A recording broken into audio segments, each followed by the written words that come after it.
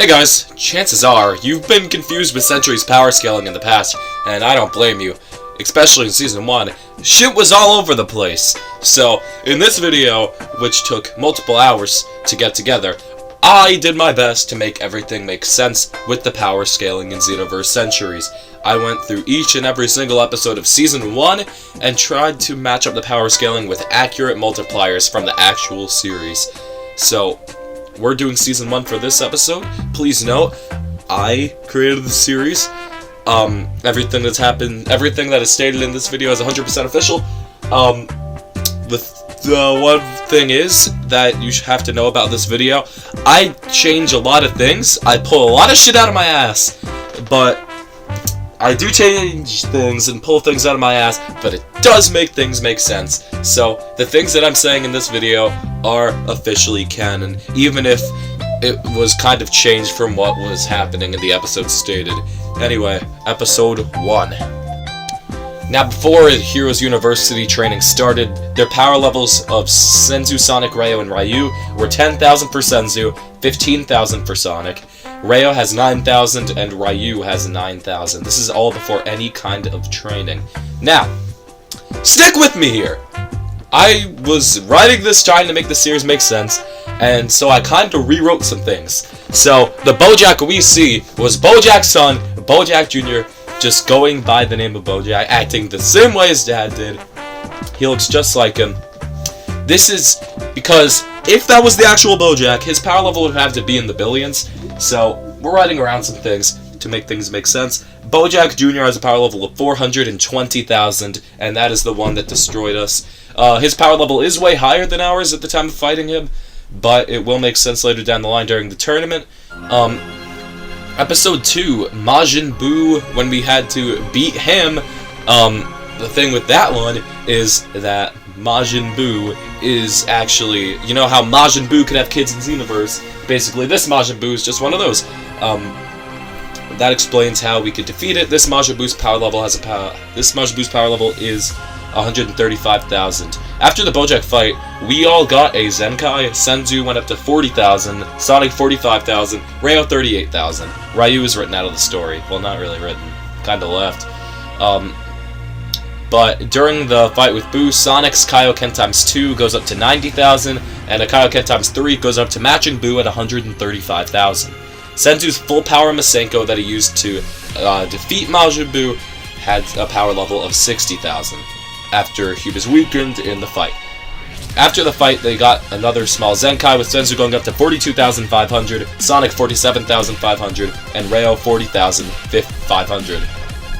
In Episode 3, we go to Nail, and after a couple years of training, he didn't manage to get much training in because obviously he had to keep an eye on Guru. He got his power level up to 80,000, and people that are confused as to how the Namekians are still around, Namekians live a long time, and as to how Guru's still around, it's not really officially decided. They either immortalized him or it's not the real Guru, but let's just say they immortalized him.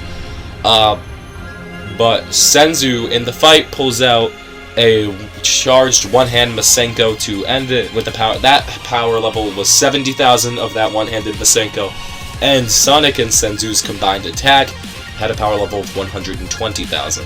After the fight, they got another small Zenkai, bringing Senzu up to 44,000 and Sonic up to 48,000. Moving on now to one of my least favorite, my least favorite arc of Centuries. You're gonna count, I count this as an arc. I count mini arcs as arcs.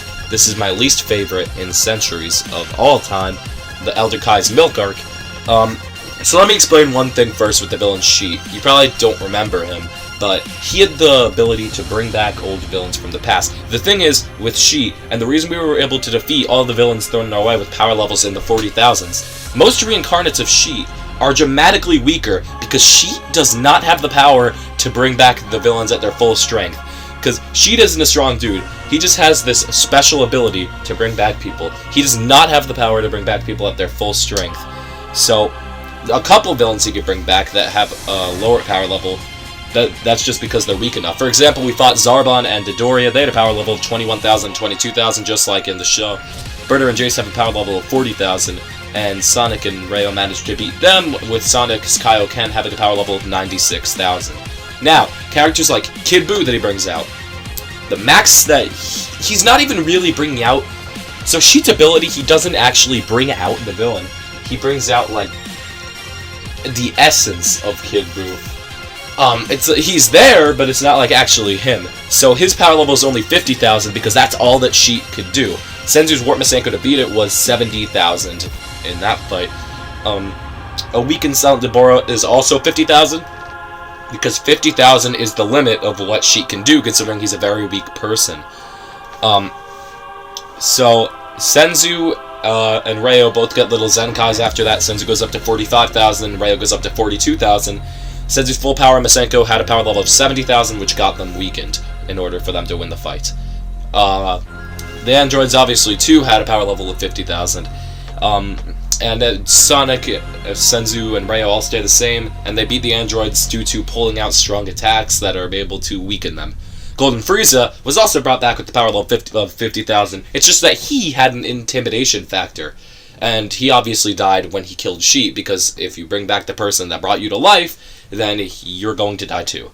But skipping ahead to episode 8 after that stupid little mini-arc that honestly was really dumb to explain, but this is the explanation that makes sense. Episode 8, Senzu's power level, everyone's after all this, their final Zenkai. Senzu's power level is 47,500, Sonic is 50,000, Ryo is 45,000, and Midnight is 50,000. This is where he's introduced. If you remember, he's stronger than Senzu after their fight when Senzu had to cheat to win. So I'd put him about on par with Sonic. But yeah, so they did all the training with Master Roshi. I'm not going to say how much stronger they got because they still had the shells on. So, since they went into the chamber with the shells, they got... Okay, so I did the math for this. It took a long-ass time.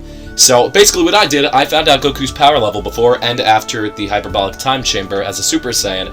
Before, his base form had a power level of 6 million, and after, it was a power level of 50 million. So that means his base power grew 8.3 times of what it did before. Using that multiplier and giving it to Senzu and the others is a fair multiplier, but I would give them, like, since they have the heavy shells, I would boost it up to a 9.5 times multiplier, which is what got them to where they are in the series. So with the heavy shells and Goku's multiplier, just using it as an average, I'd say 9.5 times would be a fair multiplier. So after the chamber and Roshi's training, Senzu has a power level of 451,250, Sonic has 475,000, Ryo has 427,500, and since Midnight wore a way lighter shell, he only gets an 8.3 times boost, which is the same as Goku's average, which is how he became weaker than us. Midnight has a power level of 415,000. So, I'm not going to talk about the preliminaries, that'd be a waste of time. We're going to skip right to episode 14. Ryo's power level against Bojack, same as before, 427,500, and Bojack's Jr., same as before, 420,000. Ryo's a little stronger, and that's how he won this fight. Ryo's Gallic Flash, his strongest technique at the time, obviously, had a power level of 480,000. So, episode 15, when Senzu fought Renyuki, I gave Renyuki the power level of 100,000. Senzu obviously has 451,250. I gave Renyuki 100,000 because it is Sonic's sister. He was talking about how strong she is, and before they went into the chamber, Sonic was nowhere near 100,000, so I'd say 100,000 is good for Renyuki. Episode 16, the Master Warrior has an unknown power level at this point, but he easily disposes of the Burgle clone that has a power level of 15,000. Episode 17, Sonic's power level is the same as before, 475,000, Midnight's is 415,000, and that's how Sonic won that fight. Senzu versus Ryo is the same as before, and Senzu won that. Senzu gets a Zenkai from Ryo, considering Ryo did a lot of damage to Senzu. Like, he almost beat Senzu, and Senzu, this is where his power level went ahead of Sonic. He got a big Zenkai going up to 477,500. Now going to episode 19 when Sonic fought the Mass Warrior. Kaioken times 40, the most controversial transformation. I regret it too, guys, don't worry. I don't know. Sonic kind of just pulled it out of nowhere. But the Kaioken times 40 exists, it's in history.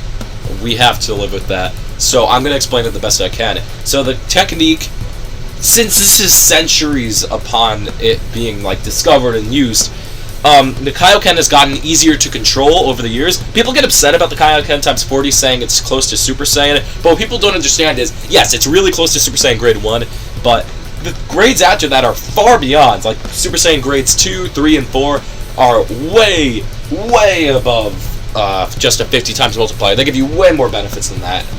You get way more powerful with the higher grades. 50 times multiplier is the Super Saiyan transformation. Yeah, it is close to that. And if I can go back, I would change it, but 40 is here to stay, and from how we did it, it makes sense. Sonic and Kaioken times 40, this is where shit starts getting big, has a power level of 19 million. And False Super Saiyan, just in case you guys didn't know, is a 50 times multiplier, just like Super Saiyan is, but it doesn't have any grades, it's extremely straining, and it has none of the benefits from Super Saiyan. False Sonic has a power level of 23,750,000. Obviously, the Masked Warrior, we all know who it is way stronger than that.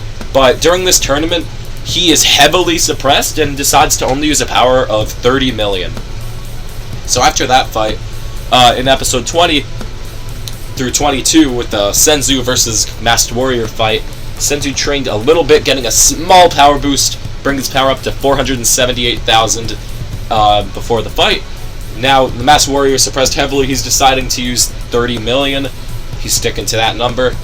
So Senzu adopts the Kaioken times 40 from Sonic in the fight, bringing his power up to 19,120,000. Senzu's Kaioken times 40 Warp Masenko does 21 million. It has a power level of 21 million. Super Saiyan Senzu, when he transforms, has a power level of 23,900,000. And during the fight, Senzu busts out this big explosive wave in the Super Saiyan transformation, letting out all of his power. I gave that 25 million. Now, the Masked Warrior. I bet that all of you are wondering what Kaion's power level is. And me and KO went looking for it, and well, here you go.